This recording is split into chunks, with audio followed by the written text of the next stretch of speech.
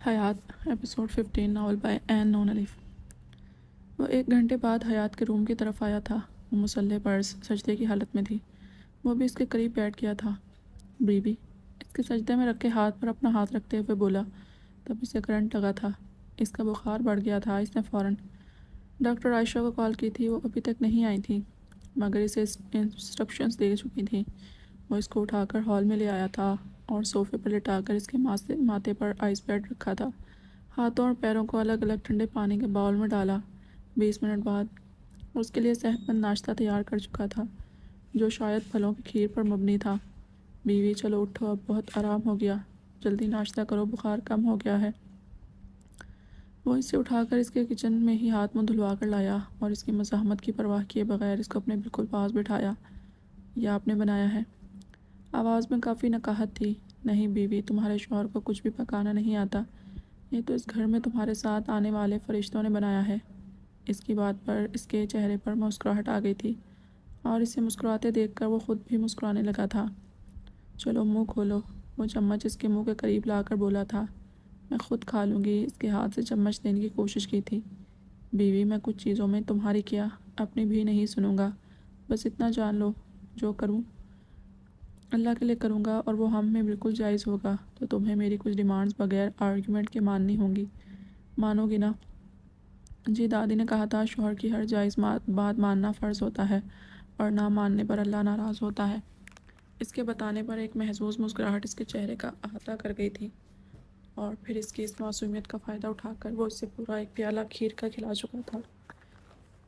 ایک شرط پٹ کے وہ 2 پیالے خود کھائے گا کیونکہ وہ اس سے زیادہ موٹی نہیں ہونا چاہتی تھی۔ میں اتنا نہیں کھاتی، اب موٹی ہو جاؤں گی۔ لہجے میں ناراضگی تھی۔ موٹا تو تمہیں کرنا ہے بیوی، ابھی بچی لگتی ہو، جبکہ نوفل احمد خان کی بیوی کو لڑکی لگنا چاہیے۔ مطلب ابھی میں لڑکی نہیں لگتی؟ اور کس بچے کا وزن 44 kg ہوتا ہے؟ اس کے منہ کھلا کر کہنے پر اس کا قہقہا بے ساختہ تھا۔ پھر میں نے صحیح گیس کیا ہے، اب تمہیں بڑا ہونا پڑے گا۔ کم از کم 50 kg ہونے تک تمہاری ڈائٹ میں خود ڈیسائیڈ کروں گا، اس میں تمہاری کوئی مرضی نہیں۔ 78 kg کے نوفل احمد خان کی بیوی کو 50 kg کا ہونا ضروری ہے۔ ایک سبجیکٹ میں تم میری ٹیچر اور دوسرے سبجیکٹ ازدواجی زندگی کی ضروریات کا میں تمہارا ٹیچر، اوکے؟ اس کے سیریس تو ٹوک انداز پر اسے ہاں کرتے ہی بنی تھی۔ مجھے موٹا نہیں ہونا آپ کی طرح، آپ انکل لگتے ہیں، پھر میں بھی انکل لگوں گی۔ وہ اب بھی منہ پھلا کر بیٹھی تھی۔ انکل نہیں بیوی، آنٹی۔ انکل کی بیوی آنٹی ہوتی ہے، بٹ ڈونٹ وری، میں تمہیں آنٹی نہیں لگنے دوں گا۔ اور وہ اسے باتوں میں لگا کر اس کا دھیان ہٹا رہا تھا۔ رات کی کسی بھی بات کی طرف اس کا دھیان اس نے جانے ہی نہیں دیا تھا۔ کافی کم ہو گیا ہے بخار، پھر بھی یہ دوائی لے کر تھوڑا آرام کرو۔ مگر اس دوائی سے نیند آتی ہے بہت، کوئی سیرپ دے دیں؟ اس دوائی کو دیکھ کر اس نے منہ بنایا تھا۔ ابھی یہ لے لو، بعد میں سیرپ گولیاں اس کے منہ میں ڈالتا وہ پانی کے گلاس اس کے منہ سے لگا گیا تھا جس سے اسے دوائیاں نگلنی ہی پڑیں۔ یہ میں اٹھا لوں گا، اب تم آرام کرو۔ اسے دسترخوان سمیٹتا دیکھ کر اس کا ہاتھ پکڑ کر روکا تھا۔ اگر بیماری میں کام کو بالکل اگنور کرتے ہیں تو بیماری زیادہ محسوس ہوتی ہے۔ ہلکے پھلکے کام کرنے کی کوشش کرنی چاہیے، اس سے جسم سست نہیں ہوتا، آسانیت سے کہتی۔ وہ سامان اٹھا کر کچن میں رکھ آئی تھی۔ اتنے تیز بخار کے بعد صرف 1 گھنٹے کی اس محنت سے اس کی بیوی کی پسماندگی کسی حد تک کم ہو گئی تھی۔ ہر چیز کا علم ہے بیوی تمہیں، مگر شادی شدہ زندگی کے تقاضوں سے بالکل ہی انجان ہو۔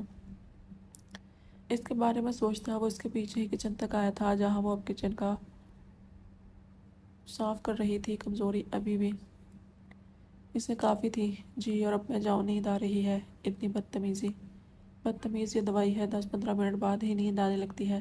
آپ کو پتہ ہے 1 ہفتے سے کھا رہی ہوں، ایک دم سست فیل کر رہی ہوں، اب بالکل نہیں کھاؤں گی، بوجھل آواز سے کہتی وہ اس کا جواب سنے بغیر اپنے روم کی طرف بڑھ گئی تھی۔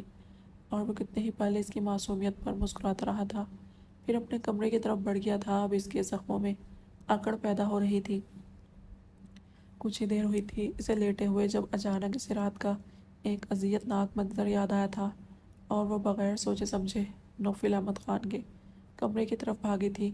دوائی کے اثر سے قدموں میں استقامت نہیں تھی، پھر بھی وہ اس کے روم میں داخل ہو گئی تھی۔ بیوی سب ٹھیک ہے؟ اپنے کمر اور سینے پر آئنمنٹ لگانے کی کوشش کرتا وہ اسے دیکھ کر ٹھٹکا تھا۔ اس کے خیال سے وہ اب تک پھر سے سو چکی ہوگی کیونکہ اس کی دوائی کے ساتھ ساتھ وہ اسے آدھی نیند کی ٹیبلٹ بھی دے چکا تھا تاکہ وہ 5 سے 6 گھنٹے آرام سے سو سکے، کیونکہ وہ خود بھی سونا چاہتا تھا۔ یہ وہ اس کے سینے اور کمر کے سرخ نشانوں کی طرف اشارہ کر رہی تھی۔ آنسو پھر بہنے لگے تھے تکلیف کی شدت سے۔ اس سے بولا بھی نہیں جا رہا تھا۔ لگا تو بیوی، لگ ہی نہیں رہا ہے۔ وہ ٹیوب اس کی طرف بڑھا کر بولا تھا۔ پھر کچھ توقف کے بعد حیات وہ ٹیوب لے کر لگانے کی کوشش کرنے لگی تھی۔ 4-5 بیلٹ کے نشان تھے جو کافی سرخ ہو چکے تھے، جیسے ان سے ابھی خون چھلکنے لگے گا۔ آپ کو درد ہو رہا ہے؟ آواز کی لرزش واضح تھی۔ اس کے ہاتھوں کی کپکپاہٹ وہ بغیر دیکھے محسوس کر سکتا تھا۔ ڈاکٹر عائشہ نے بتایا تھا اسے وہ فزیکلی کافی کمزور تھی، اس لیے بہت سی چیزیں اس سے برداشت نہیں ہوتی تھیں جو بے ہوشی یا بیماری کی صورت اختیار کر جاتی تھی۔ 8 دن میں وہ اور بھی کمزور ہو گئی تھی، مگر اب نوفل احمد خان کو اسے فزیکلی پریپیئر کرنا تھا اور مینٹلی بھی۔ درد نہیں ہے بیوی، جلن ہو رہی ہے بس۔ درد تو بس پہلی بار ہوا تھا۔ آپ نے ایسا کیوں کیا تھا تاکہ مجھے بھی سزا مل جائے؟ جانتی ہو نا کسی کو بے حجاب کرنا، اس کی چادر اتارنا بڑا گناہ ہے، اور اس لڑکی کی چادر اتارنا جو شرعی پردہ کرتی ہے تو اور بھی بڑا گناہ ہے نا؟ آخر میں اسی سے سوال کیا تھا جو اب اس کے سینے پر کریم لگا رہی تھی۔ اس کے پوچھنے پر اس نے ہاں میں سر ہلایا تھا۔ مگر پھر بھی آپ کو نہیں کرنا چاہیے تھا۔ مجھے بچا کر آپ اپنی غلطی سدھار چکے تھے، اور اب آپ سوئیں گے کیسے؟ دونوں طرف سے زخمی ہیں۔ اسے واقعی اس کی فکر ہو رہی تھی۔ تم سلاؤ گی نہ تو سو جاؤں گا۔ اس کی فکر پر وہ نہال ہو رہا تھا۔ میں کیسے سلاؤں گی؟ وہ حیران ہوئی تھی۔ جیسے میں نے سلایا تھا، مگر میں زخمی نہیں تھی۔ آپ کو بہت پین ہوگا سونے میں۔ تمہیں میری فکر ہو رہی ہے؟ اس کے پوچھنے پر اسبات میں سر ہلایا تھا اور نوفل احمد خان اس کے جواب پر آنکھیں بند کر گیا تھا۔ کیا ہوا؟ بہت درد ہو رہا ہے؟ اس کے زور سے آنکھیں میچنے پر اسے رونا آیا تھا۔ اگر اتنے زخم اسے لگتے ہیں تو وہ درد سے ہوش میں بھی نہیں آتی۔ اس کے آنسو اس کے ہاتھ پر گرے تو وہ آنکھیں کھول کر اسے دیکھنے لگا تھا، جو اس کی طرف دیکھنے سے گریزاں تھی، شاید اس کے شرٹ لیس ہونے کی وجہ سے۔ بیوی، یقین کرو، مجھے یہ زخم تکلیف نہیں دے رہے، مگر تمہارے آنسو جان لیوا ہیں یار۔ اس کا گیلا چہرہ اپنے ہاتھوں سے صاف کرتا۔ وہ خود بھی تکلیف میں تھا۔ اس نے ابھی تک اسے ہنستے ہوئے نہیں دیکھا تھا۔ جب سے اس کی زندگی میں آئی تھی، رونا نصیب ہوا تھا۔ وہ اب اس کی کمر پر آئنمنٹ لگا رہی تھی جب لگاتے لگاتے اس کی کمر پر ہی سر ٹکا کر آنکھیں موند گئی تھی۔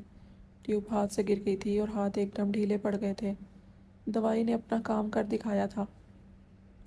دل اور جسم کے زخم مندمل ہو جاتے ہیں بیوی جب تم پاس ہوتی ہو۔ تمہارے ساتھ ان زخموں کے ساتھ بھی نوفل احمد خان سکون سے سو سکتا ہے۔ اسے صحیح سے لٹانے کے بعد اس نے ایک پین کلر لی تھی اور پھر اس کے پاس آ کر لیٹ گیا تھا۔ ان زخموں کے ساتھ وہ اسی طرح اس کی نرمیوں کے خمار کے ساتھ ہی سو سکتا تھا۔ نوفل احمد خان نے اپنے قریب سوئی اپنی متاح کو دیکھا تھا۔ اس کے سر پر نرمی سے بوسہ دے کر اس کا بخار چیک کیا جو اب قدرے کم تھا۔ اٹھ کر بیٹھنے سے اس کے پورے جسم میں ایک ٹیس سی اٹھی تھی۔ وقت دیکھا تو 2 بج رہے تھے۔ بیوی، اب اٹھ جاؤ، لنچ ٹائم ہو گیا ہے۔ اس کے چہرے پر انگلیاں پھیرتا وہ اسے اٹھا گیا تھا۔ نیند میں ڈوبی آنکھوں سے اس کی طرف دیکھا تھا جو اسے ہی دیکھ رہا تھا، اور نیند کے نشے میں ڈوبا معصوم چہرہ نوفل احمد خان کو بہکا گیا تھا۔ دل کی آواز پر لبیک کہتا وہ اس کا نشہ بھگ سے اڑاتا واش روم چلا گیا تھا۔ یا اللہ! اپنے دل پہ ہاتھ رکھے وہ اپنی دھڑکن کو قابو کر رہی تھی جس کی سپیڈ سے پسینہ پسینہ کر رہی تھی۔ اس کے روم میں خود کو دیکھ کر وہ حیران رہ گئی تھی۔ یا اللہ! 2 بج گیا۔ فوراً بیڈ سے اتری تھی اور نوفل احمد خان کے لیے چادر کو مسلے کی طرح بچھا رہی تھی جب وہ باہر آیا۔ کیا کر رہی ہو بیوی؟ اس کی آواز سن کر وہ اچھلی تھی۔ اس کی کچھ دیر پہلے کی گستاخی اس کے چہرے پر رنگ بدل گئی تھی۔ میں آپ کے لیے نماز کے لیے چادر بچھا رہی تھی، اور آپ کو جھکنے میں تکلیف ہو تو کھڑے کھڑے ہی نماز پڑھ لیجیے۔ اس کی طرف سے رخ موڑے ہی جواب دیا تھا۔ تھینکس، مگر کیا تمہیں یقین تھا میں نماز پڑھوں گا؟ وہ اب شرٹ لے کر مصلے پر کھڑا ہو چکا تھا۔ واقعی وہ خود بخود وضو کر آیا تھا، مگر پھر بھی اس سے پوچھنا ضروری سمجھا۔ دادی کہتی ہیں عمل کے لیے نصیحت عملاً کرو تاکہ سامنے والا بنا شرمندہ ہوئے نیکی کر لے۔ یہ باتیں بہت کانفیڈنس سے بولتی تھی وہ۔ اور آپ پلیز شرٹ نہیں پہنے، اس سے جلن ہوگی۔ اسے شرٹ پہنتے دیکھ کر وہ ٹوک گئی تھی۔ تو پھر کیسے پڑھوں نماز؟ سوالیہ نظریں اس کی طرف اٹھی تھیں جو اب بھی اس کی طرف متوجہ نہیں تھی۔ چہرے کا رنگ ابھی بھی اس کی حالت بیان کر رہا تھا۔ اس کے روم میں کوئی بھی ہلکا کپڑا موجود نہیں تھا۔ آپ پلیز آنکھیں بند کریں۔ وہ زبردستی اس کی آنکھیں بند کروا گئی تھی۔ پھر تعوذ پڑھ کر اپنا دوپٹہ اس کے ہاتھوں میں تھمایا اور بغیر اس کو دیکھے اس کے روم سے نکلتی چلی گئی تھی۔ اس کی حالت دیکھ کر اس نے بھی اسے روکنے کی کوشش نہیں کی اور کچھ دیر اس کی بیوی کے وجود کو چھپانے والا پردہ اب اسے چھپا گیا تھا اور اسے محسوس ہوا تھا جیسے اس نے حیات کو اپنے گرد لپیٹ لیا ہو، اس کے حصار سے خود کو آزاد کرتا۔ وہ نماز کی طرف متوجہ ہو گیا تھا اور آنے والے دنوں میں دونوں میں کسی حد تک بے تکلفی ہو گئی تھی۔ وہ اسے اب اپنے ہی روم میں شفٹ کر چکا تھا۔ وہ بھی اب اس کی عادی ہوتی جا رہی تھی یا پھر نوفل احمد خان خود کا عادی بنانا جانتا تھا۔ وہ اس کے کھانے پینے کا اتنا خیال رکھنے لگا تھا کہ 2 ہفتوں میں ہی اس کا وزن 2 کلو بڑھ چکا تھا۔ اپنے ساتھ ساتھ اس کی بھی ورزش کرواتا، کبھی اپنی شدتوں سے اسے سرخ کر دیتا، کبھی اسے معنی خیز باتیں کر کر کے زج کرتا، جس سے وہ بھی اب کسی حد تک اس رشتے کو سمجھنے لگی تھی۔ وہ اسی کے ساتھ نماز کی پابندی کرنے لگا تھا، روزانہ کچھ نہ کچھ سیکھتا رہتا۔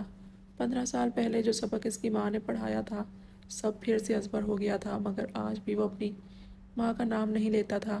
حیات کے آنے سے اس کی زندگی صحیح ٹریک پر آ گئی تھی، مگر دونوں کے رشتے میں دوری ابھی بھی تھی۔ وہ اس کی معصومیت کو برقرار رکھتے ہوئے دھیرے دھیرے اس رشتے کے قریب لا رہا تھا، اور آج کل وہ نیا بزنس کرنے کی تگ و دو میں تھا۔